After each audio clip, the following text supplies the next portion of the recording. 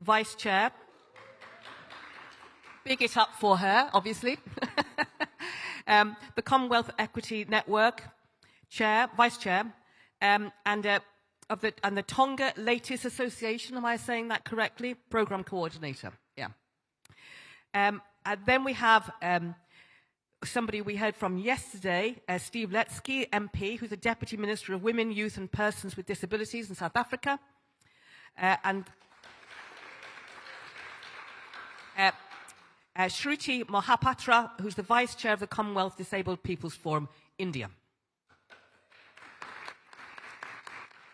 So actually, I'm going to start with you, Joleen, which is, we talked this morning about sometimes people are pushed into fighting for human rights because they very much have to start with their own that are visibly being intruded upon. And I just wondered whether you'd just like to tell us a bit about how you developed into the professional person you are now. Thank you very much, Jude. First of all, I would like to acknowledge the people of the land and the people of Samoa. Talo falava, malo lele, and Nisan Bulavinaka, and good day to you all.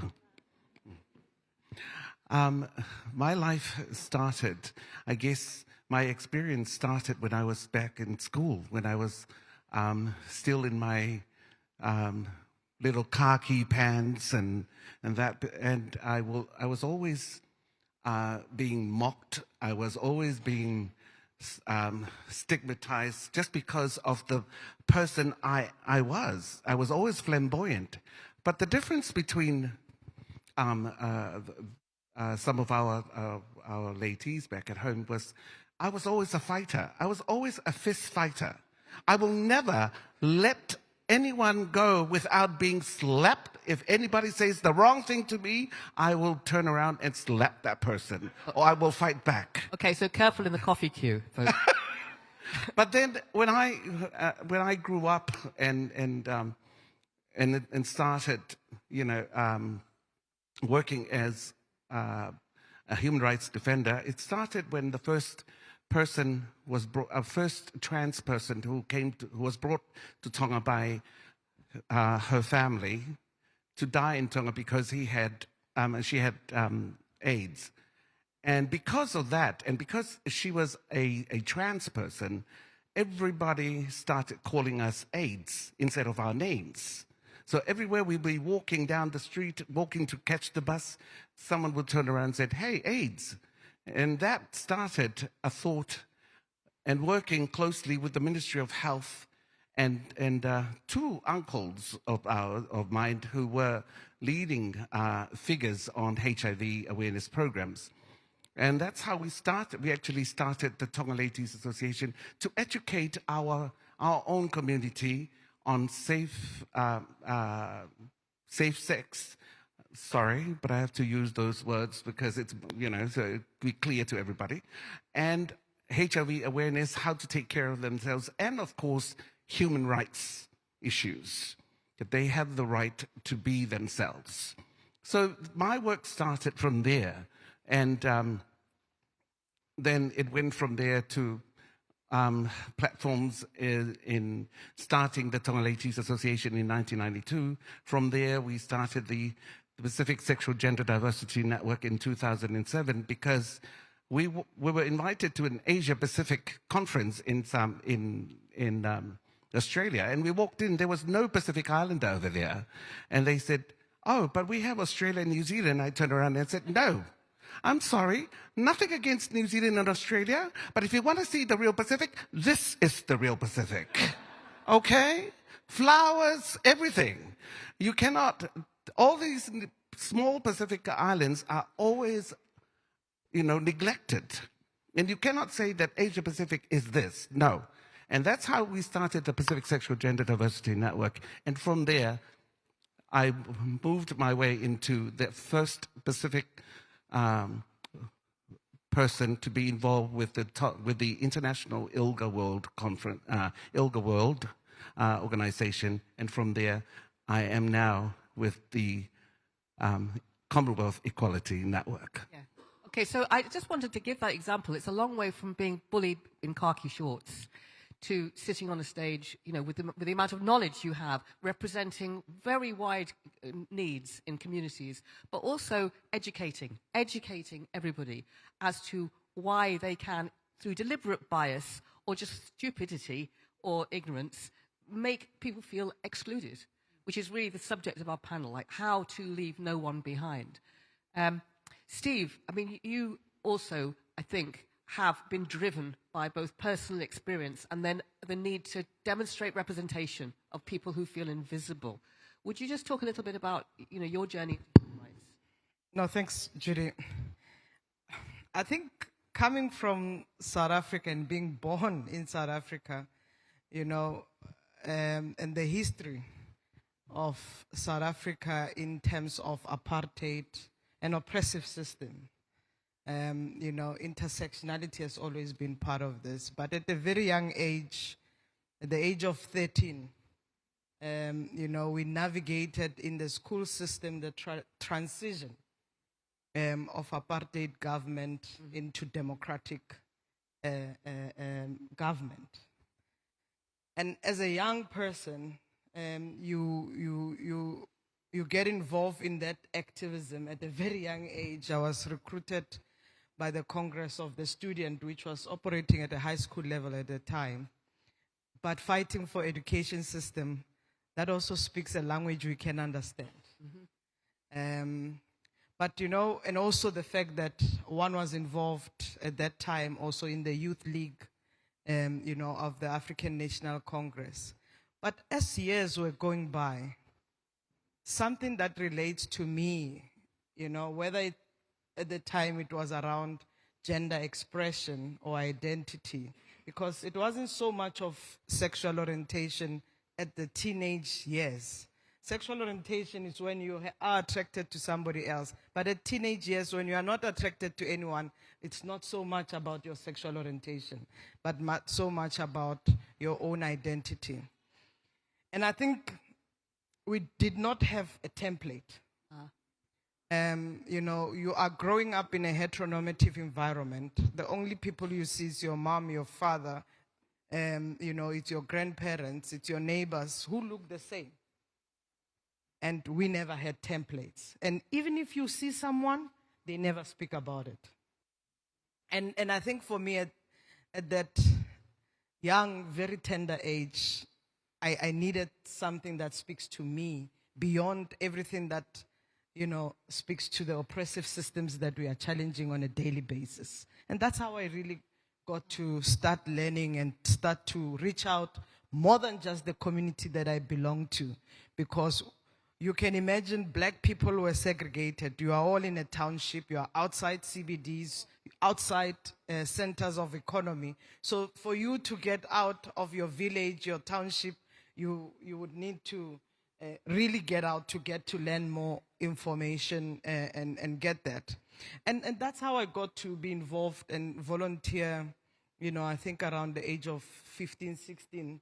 There was an organization called OUT, which is the second oldest queer organization in South Africa. And that's how I got to connect with many other people.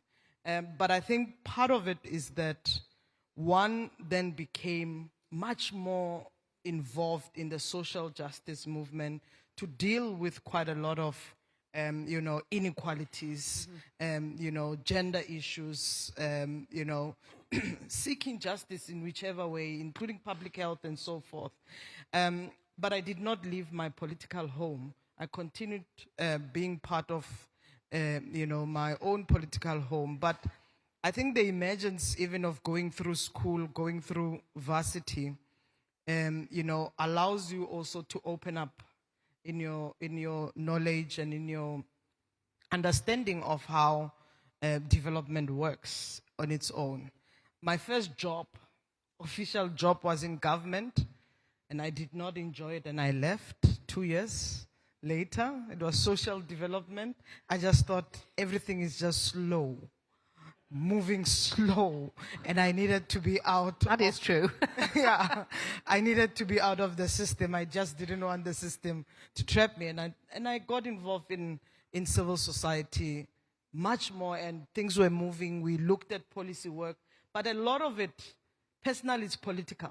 Yeah. So whether you look at it whichever way, as long as you are fighting for liberation, it must be liberation for all.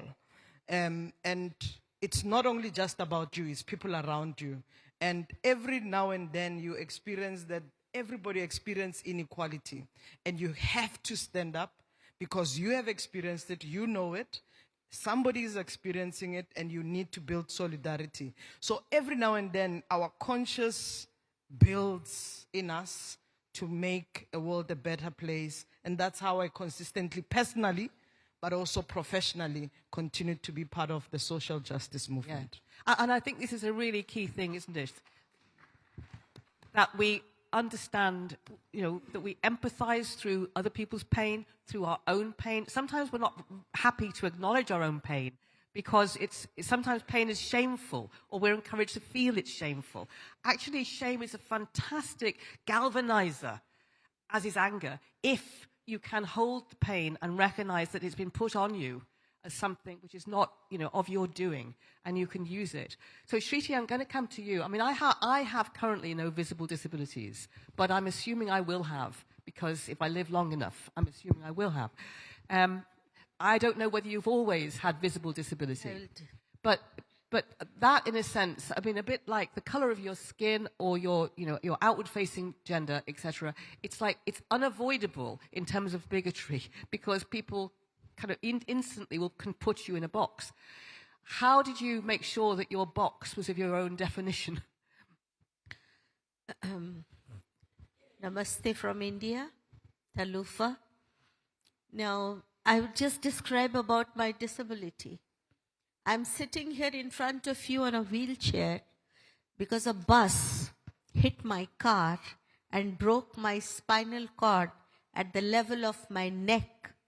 So everything below my neck is dead. No sensation, no movement.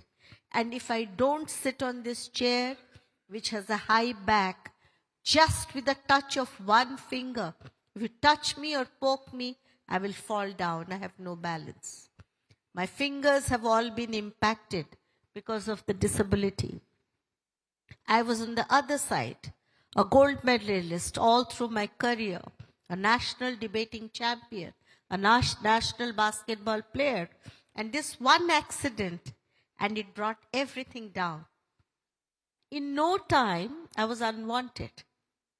I was humiliated. I had qualified, many of you must be knowing about the bureaucracy, the civil services. I qualified that. I was to become a bureaucrat. Overnight, they thought that this person with a spinal cord injury and bent fingers cannot be a bureaucrat. They rejected me. Out of this pain and this anger, I started looking for outlets. There were no laws in India then. There was not a single law to protect my right or tell them to be a bureaucrat, an administrative officer. You need your brains and not much of your leg. That's when my journey began, to make people conscious and aware that those with disability are beyond their disability. The wheelchair, the calipers, the crutches, the hearing aids, these don't define us. You have to go beyond the wheelchair to discover me, to find out what a wonderful person out there is to make friends with, who can talk about issues, who has a lovely heart, which feels a lot. My struggle was mainly because I was a taxpayer. I was paying taxes to the government, but I was not getting any of the basic facilities. No road for me to drive it. No public transport I could get into. No schools or colleges that accepted me. So the journey began to have laws in India to protect our rights. So from zero laws, I'm very happy and proud to tell all of you that we have been in the forefront to have 5 strong laws in India, and we have a UN convention which protects our rights and considers our rights as the same as human rights. But what has been difficult, Jude, what has been really difficult is breaking down attitudes, Aha. oversights. I want to give a small example because this session is about leave no one behind. We are a strong forum here. We are in solidarity with each other. A small example from yesterday. We all took a group photograph. Everybody was out there. But we all forgot our sisters with disability. Me on a wheelchair, Sarah on her crutch, sisters from Samoa with complete blindness, walkers, crutches. Did any one of you pause to think, where are our sisters with disability in the photograph? So these are oversights which we need to change. How do we change it, Jude? Should we take another photograph with sisters with disability in that? I think so. Thank you. Thank you, everybody. So this is a strong forum. Let us begin here. Let us stand in solidarity with our sisters with disability, because I assure you, we have a lot of potential. We have a lot of intelligence. We have a lot of rationality. And together all of us can work towards gender equalization, that is achieving Sustainable Development Goal number 5. Together we can, together we will. Thank you.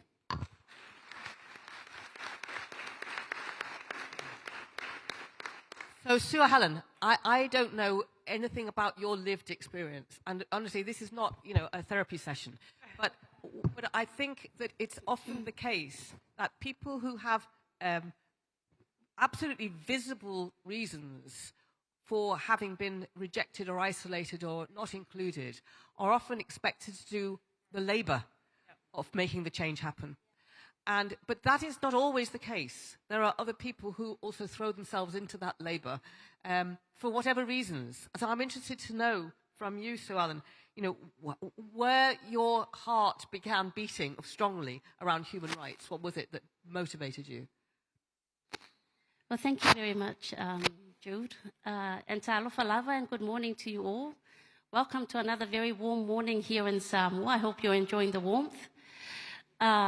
In terms of my career path, if I'm very honest, I have to say I became a lawyer because I realized I couldn't become a doctor because I wasn't smart enough. But in saying that, when I became a lawyer, I realized that I was in a privileged position, and I was able to give a voice to many others around me.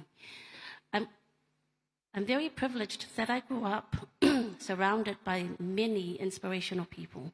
I had grandparents, I had parents who constantly gave back to society. That was always their motto. How can we help? They instilled those values into all of us, their children.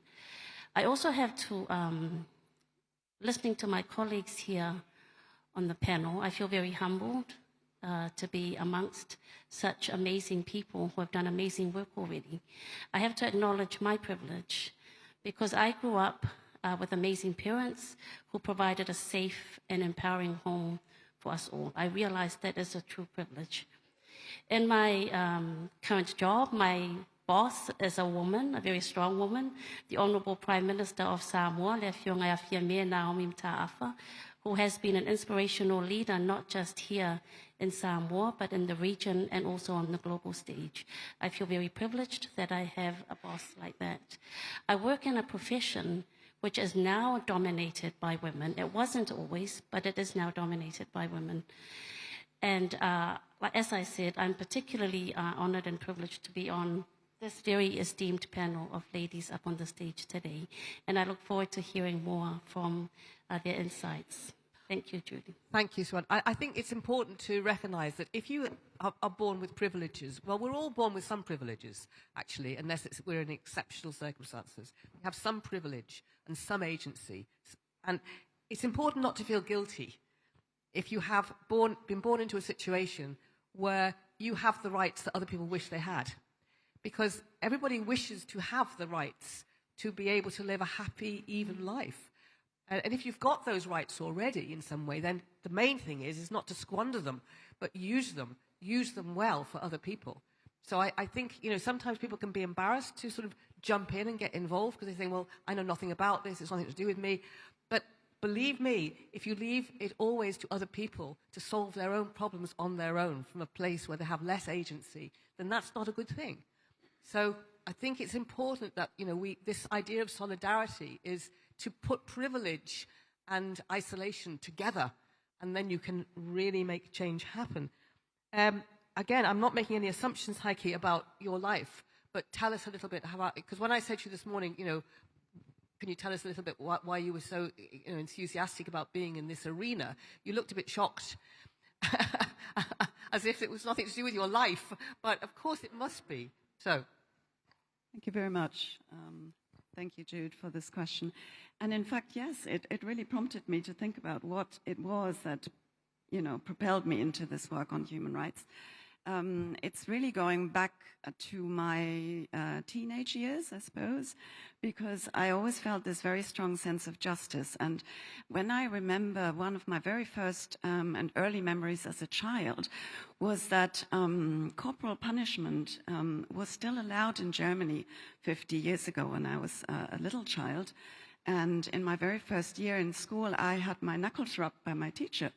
And of course, it was outlawed then after that, probably about 50 years ago. And that was a really, really deeply traumatic experience. I thought it was horrible. And so when I was about 17, I founded an Amnesty International group with some colleagues of mine, friends of mine, and so ever since then I've been sort of working in that field. And later, of course, I worked in the Council of Europe and the United Nations, and when I was working in the United Nations, I felt it was wonderful to team up with a lot of the governments that actually want to make a difference, because I truly believe that many do. We can all work together with civil society and governments to jointly make a difference. I had the pleasure of being at the UN conference on human rights in Beijing, in Vienna, and also working on the Beijing conference about 3 decades ago. And that was, again, an amazing experience because it really showed what you can do when you all team up across the different backgrounds, across different alliances perhaps also. And so my life in human rights, I guess, has always been about trying to create links and alliances, because I think that we cannot, if we're in one part of the world and working on human rights, let's say as a civil society activist, do it without the work of governments and vice versa. So I think that's been probably a driving factor in my life. Thank you. So just to follow on from that, can you tell us what particular areas of human rights law you are currently in the middle of trying to change, and how's that going? Sure. So our work is focusing on the 16 states that we cover as the regional office here in the Pacific, and it's 14 Pacific Island countries, Australia and New Zealand. And so we have a number of areas that we engage with, for example, technical cooperation on changing discriminatory legislation that is not in compliance with international human rights law.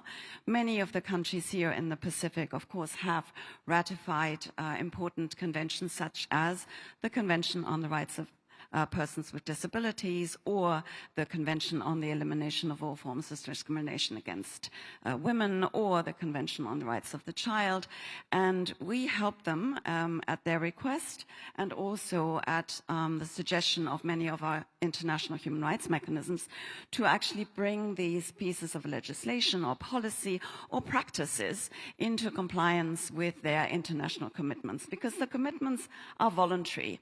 The states sign up to them on a voluntary basis, and we support them and work with them to ensure that they actually become more and more in compliance. That's also a lot of the work is together with civil society, again with people like Joleen and with other colleagues here. I see some members of the Pacific Disability Forum in the room as well, and several others from a number of the women's groups, of course, here around the Pacific. And these are all partners that we work with, as well as the governmental authorities, such as police forces, and corrections services, or offices such as the Attorney General's office here. So, I mean, I think that not everybody understands generally that these are voluntary situations, and that all over the world you have, an overarching idea that these are the rights of inclusion, and then you have thousands of examples of exclusion at state level.